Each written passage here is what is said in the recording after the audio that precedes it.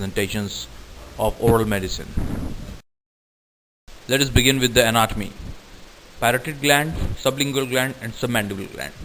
ये 3 glands होते हैं जो कि सलाइवा सिक्रीट करते हैं. पैरोटिड ग्लैंड ईयर लोब के सामने फेशियल मसल्स के पीछे होता है और इससे जो डक्ट निकलते हैं उसको हम लोग स्टेंसन्स डक्ट कहते हैं, जहाँ से सलाइवा सिक्रीट होता है. We have got sublingual gland below the tongue and we have got submandibular gland below the sublingual glands, that is in the mandible, and the Wharton's duct, it oozes out from submandibular gland which secretes saliva from submandibular. In order to understand the diagnosis and the salivary gland diseases, we need to know the symptoms of salivary gland dysfunctions. Usually we find reduced salivary secretions during eating, swallowing and speaking. Normally क्या होता है कि हम लोग का saliva secretion होता रहता है, but sometimes when we get up after the sleep the saliva flow is restricted.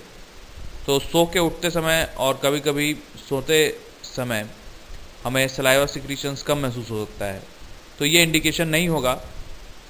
वहीं रिड्यूस सलाइवरी सिक्रीशंस खाने पीने के दौरान, घोंटने के दौरान, बोलने के दौरान अगर हम लोग महसूस करते हैं कि थूक कम बन रहा है तो ये एक सिम्टम हो सकता है.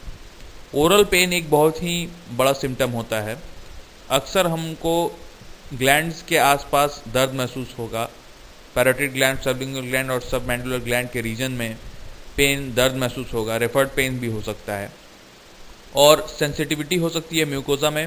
स्पाइसी फूड या कड़ा खाना खाने से हमें दर्द महसूस हो सकता है उस रीजन में. तो ये साइंस एंड सिम्टम्स होंगे जो हमें सबसे पहले इंडिकेट करता है कोई भी सलाइवरी ग्लैंड डिजीज़ या disease.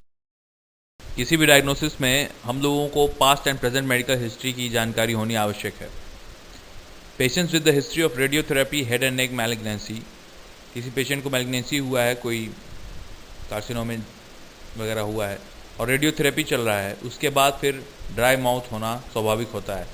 Patients on tricyclic anti depressants, किसी पेशेंट का एंटी डिप्रेसेंट चल रहा है, दिमाग का इलाज चल रहा है और एंटी डिप्रेसेंट चल रहा है, तो उस केस में भी सलाइवा का फ्लो कम हो जाता है.